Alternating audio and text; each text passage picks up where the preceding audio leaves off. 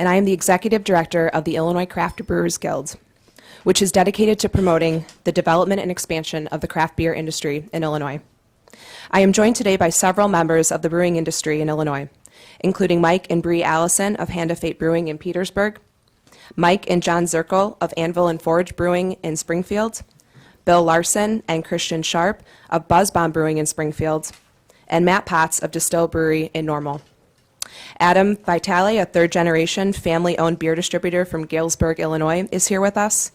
Also joining us today is Rob Carr, President and CEO of the Illinois Retail Merchants Association, who represents more than 23,000 stores across the state. We are here representing a coalition of groups, including large brewers, craft beer makers, distributors, small business owners, retailers, manufacturers, and others who are opposed to Governor J.B. Pritzker's proposed tax increase on beer and cider. Our message is simple. Consumers are already taxed enough. Many may not realize it, but taxes are the most expensive ingredient in beer. Not hops or barley or water, taxes. In fact, taxes comprise more than 50% of the average total retail price Illinois consumers pay for a bottle or pint at their local tavern, pub, grocer, or brewery. That's because beer is taxed multiple times, meaning customers pay not just state excise taxes, but also state and local sales taxes, federal excise taxes, and related income, payroll, and property taxes. Illinois already has a higher beer tax than our neighboring states.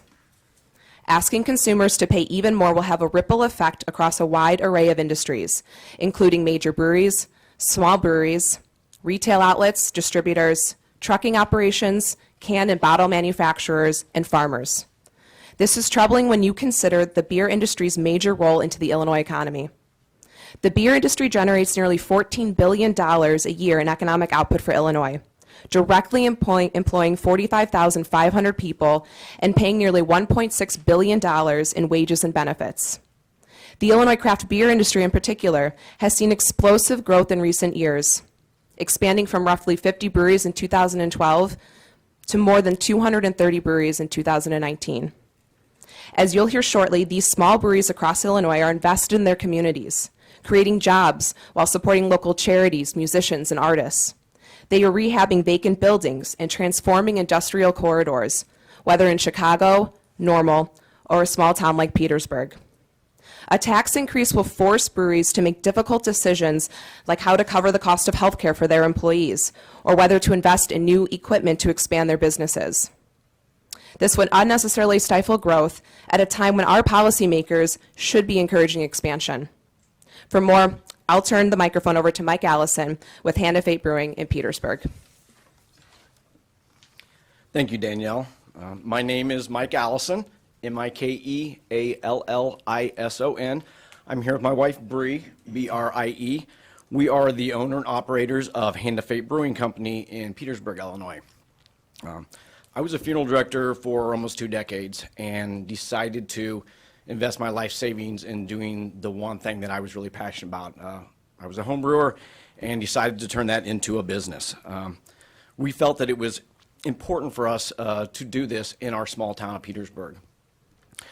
We love our small town, and we felt that it could be a turning point for the town with the economy and help revitalize it when so many small towns now are actually kind of falling off the map and fading away. We've been open a little over 3 years, and in that 3 years, we have seen a pretty fair amount of growth. Part of that was being selected as the official brewers of the bicentennial beer for the state. We've now grown to where we have 5 full-time employees. We have about 12 part-time employees, and we pride ourselves on paying very good wages, offering health insurance and 401k plan for our full-time employees. Thank you, Mike. My name is Matt Potts, M-A-T-T-P-O-T-T-S with Distill Brewery. Like Mike, I started out as a home brewer as well. I practiced law for 12 years and got into home brewing hobby and turned that into a business, and now one of the largest sour focused breweries in the country. As far as the Illinois beer tax, it's all, we talk about raising that obviously today, but it's already the highest in the Midwest region. According to what I was looking at, we're already nearly 4 times higher in our beer tax than neighboring Wisconsin In Missouri, over 2 times the rate in Indiana, nearly 3 times the rate in Kentucky, and we're higher than Iowa. If anything, which we know won't happen in this environment, but Illinois should actually cut its rate in half to actually put us on more par with our neighboring states. Really, it should follow the federal lead. The federal government, as of January 1st of 2017, actually cut our federal excise tax by 50%, so in half. And in just 1 year, that reduction in that tax rate allowed us to grow, double our production, hire more people, buy more equipment. And so within a year, the federal government was actually getting just as much money from us as it was when the rates were higher.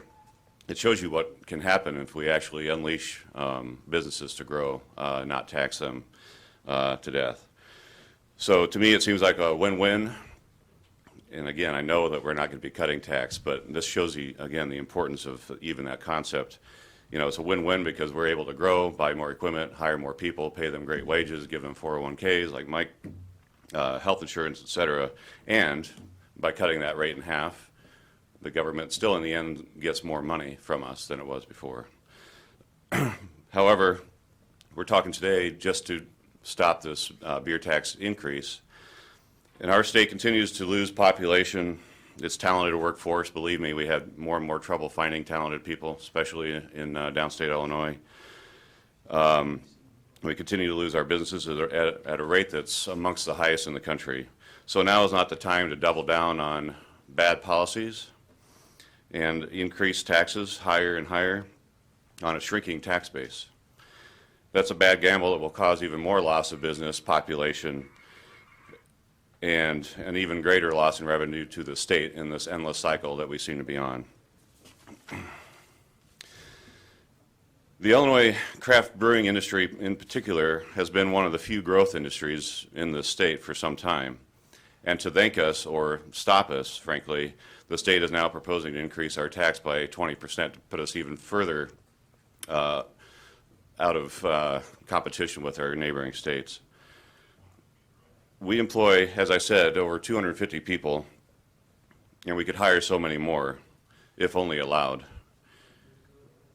And we also ship our beer in over 30 states and even internationally, bringing much needed dollars back into the state. But for what? We want to grow and continue to grow in our home state of Illinois if our state only allows us to. Finally, I'd like to close by challenging the notion that this tax increase is just fine because it's a sin tax. Well, Illinois beer is not a sin. It should not be taxed like one. Illinois breweries have improved the culture and the economy of our state through our craft, our drive, our passion, our ingenuity, camaraderie, collaboration, our community, and our charitable support, all while promoting enjoyment of our craft products responsibly. Illinois craft breweries have revitalized vacant or blighted downtown warehouse districts, big and small. We have brought national notoriety and destination tourism to Illinois with some of the best beers in the country, if not the world, brewed right here in Illinois. Illinois craft beer has given our citizens and communities something to really be proud of and to call their own, something actually made here, sold here, loved here, and supported here. Beer is therefore not a sin, but the taking of our resources, our success, and our potential through the overtaxation of our state's businesses, products, and citizens is just that, the ultimate sin against our collective economic progress. Thank you. I'd like to introduce Adam Vitale. Thank you. My name is Adam Vitale, A-D-A-M-V-I-T-A-L-E. Thank you today. I'm proud to be the third generation of my family operating G&M Distributors in Galesburg, Illinois. Since its founding in 1946, G&M Distributors has grown from just one supplier, Schlitz Brewing Company of Milwaukee, Wisconsin, to representing more than 60 brewers across the country and the world, from small local craft breweries to large brewers, including Anheuser-Busch. We serve a 24-county region from central Illinois to northern Illinois, and we remain true to our core values of taking care of our family of employees and serving as an integral part of our communities. Like beer distributors across Illinois, We're proud to support the communities we serve because we believe we're only as strong as those communities. Beer distributors provide over almost $8 million in charitable donations to about 1,100 nonprofit organizations across our state. 100% of beer distributors in Illinois are family-owned and operated. And we're proud of those family members and our company of our employees that work for us. They have full benefits, and the average beer distributor pays their employees about $55,000 a year, including health insurance, retirement savings, and various other benefits. 70% of beer wholesalers across the state of Illinois are powered by Teamsters Union employees as well. And we're proud of those employees and the hard work they're going to do, especially this Memorial Day weekend. But just like consumers, Illinois businesses across our state are faced with increasing user fees and taxes. And this is on a multitude of levels. At least a beer should be affordable to a hardworking Illinois family, or a hardworking Illinois and responsible adult across our state. But instead, we pay nearly 4 times the amount of taxes of neighboring states. And over 50% of the cost of beer is taxes. Over 50% of the cost of beer is taxes. That's just not fair. I'd like to thank you for the opportunity to talk today. And I'd like to now introduce Rob Carr from the Illinois Retail Merchants Association.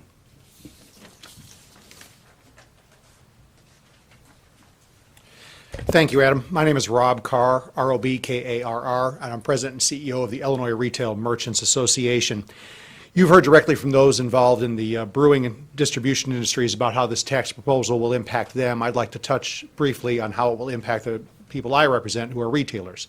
And when you think of them, I don't think you could just think grocery stores. You have to think grocery stores and convenience stores and taverns and pubs and bowling alleys and movie theaters and anyone that serves adult beverages to adults who choose to want to partake. And we represent all types and sizes, from the largest to the smallest in all of those categories, and we're proud to do so. Our members watch each day as Illinoisans drive past their stores into bordering states to make purchases, not just on beer, but liquor, gas, and once they're there for those items, they're there for other items, whether it's groceries, lottery tickets, anything they're looking to purchase. Once you create that incentive for a product they want, they go and they get other things there. I often fond of the example that, while a bit dated, is still, I think, instructive. When the Quincy Bridge closed in the mid-'90s for 10 days, I think it was 10 days, the receipts in the town of Quincy for motor fuel and cigarettes revenues increased 200%. That tells you exactly what's happening when people drive past Quincy. And it's not just Quincyans leaving from a couple blocks away.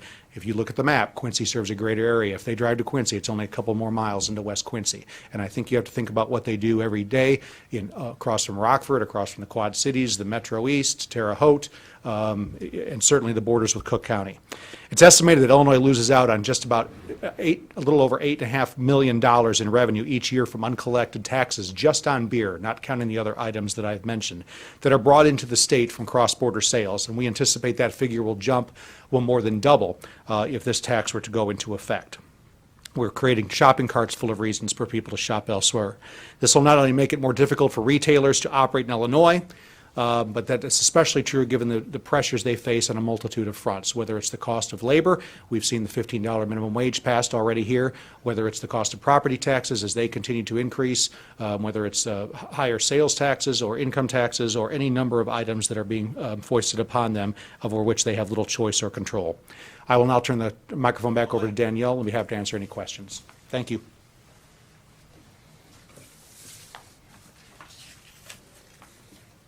Well, I see the craft folks represented heavily, and it seems to me that craft beer is kind of a niche thing. It's almost a treat, a luxury. At least I think so. And if I want to win on price, I'm going to get a Milwaukee's Best. If I get a craft beer, I might be willing to absorb a little extra per pint. And does that make sense? We support consumer choice, and so we have families that are showing up in tap rooms and brew pubs across the state on weeknights for trivia or bingo, on the weekends. A lot of our locations are pet friendly, they're family friendly, so it's really become a gathering place for the communities, for the people in the communities where these breweries and brew pubs reside in. But wouldn't the craft beer customer be more willing to say, you know what, I'm going to support Hand of Fate, I'm going to support Buzz Bomb, and if it's an extra 50 cents a glass or an extra $1 a 6 or 8 pack or whatever, that's okay.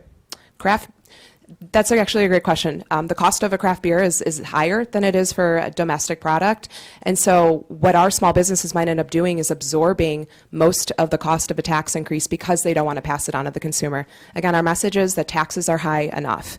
And particularly when we're talking about the higher price of a craft beer, we don't want to pass it on to the consumer, so you have small businesses that are going to have to question whether or not they're going to expand, whether or not they can hire another employee, whether or not they can afford to pay for health care, instead of if we have a proposed tax increase go through. The proposed taxes on wine and liquor are a lot steeper than the proposed tax hike on beer. So why should lawmakers pay attention to the beer industry over, when it's only at 4 point whatever cents more, when the other industries are getting hammered harder, arguably? Those industries are important, and we're working with our allies on this initiative, on opposing this tax increase. What's interesting, though, is so for a really small brewery that's producing about 1,500 barrels annually, that would be a cost increase of over $2,000 in taxes. For a brewery that's producing about 10,000 barrels annually, that would be over $12,000 in new taxes. So this is very significant for our small businesses across the state. You guys have talked about how increasing taxes means less investment. The House Revenue and Finance Committee just passed tax rates for progressive income tax. I know this isn't the issue you guys are focusing on today, but it's still a taxation issue. It's going to hit small businesses. I take it you guys are small businesses. Do you see this as necessary to help shore up the state's finances, or do you think that this is what some Republicans have said is going to punish success, meaning you guys, the more successful you are, the higher taxes you're going to have to pay? I think the story that Matt Potts shared with the reduction in the federal excise tax, allowing his brewery to be able to double in production and to hire more people is a perfect answer to that question. We would encourage our lawmakers to just allow the industry to grow, allow these small businesses to be able to invest in their communities, hire more people, expand their businesses without new taxes. Do these taxes mean that for local brewers that they have to cut corners somewhere? I mean, they're going to have to either absorb it, or people would say maybe they're going to have to cut quality. What's the reality? Our small brewers, our craft brewers across Illinois will certainly not jeopardize or pull back on quality of beer. We continue to see more innovation and creativity in the styles that our brewers are making. We continue to see collaboration among breweries that live across the state coming together and creating, again, new styles with, I was actually just at Anvil and Forge, or I had one of their beers last week. It's actually just Monday, and it was a blueberry wheat beer, and they used over 1,200 pounds of blueberries in that beer. So no, we don't plan on cutting corners. I won't ask if you got carded, but I will ask, what is the tax rate now? Take that as a compliment. What is the tax right now, and what's the proposed tax? The tax right now is 23.1 cents per gallon. I was talking, we tend to use barrels. The federal government actually uses barrels when we talk about tax rates, but 23.1 cents in Illinois. Iowa is 19 cents per gallon. Minnesota is 6 cents per gallon. Indiana, 11.5 cents per gallon. And Wisconsin is also only at 6 cents per gallon. And what's Illinois proposing? To go at 4.6 cents to 27.7. What's keeping you guys from moving to one of those states that it's much cheaper? That's a great question. And Matt would note that he gets offers frequently from other states to invest and to build a brewery in those states. Most of our small businesses, as Matt would testify, as Mike spoke with Hand of Fate being in a small town in Petersburg, they're really committed to their communities. But at what point do they consider other options? As you already mentioned, the tax is already the second highest in the country, yet we're still seeing significant growth every year in the craft brewing industry in Illinois. Wouldn't that kind of show that, in spite of a higher tax rate, that hasn't really stifled the growth of craft beer industry and stifled investment? The tax rate at 23.1 cents has been in place since 2009 with the last capital bill when it was increased. And we've really seen the growth in the industry take place over the last 5, 6, 7 years. So there's been stability. Brewers that are opening can predict and know what those costs are going to be. An increase in tax would not be helpful when they're considering about expanding. I'm talking with brewers every day that are looking at second locations, or they're looking at expanding their current location, whether it's putting in new tanks to be able to produce more beer, whether it's opening their doors to to more consumers being able to come in and participate in the tap room or at the brew pub. So I would say that there's been predictability, that those tax rates haven't changed, and that this would be a detrimental impact on the industry. All right, thank you, everybody. Thanks, folks.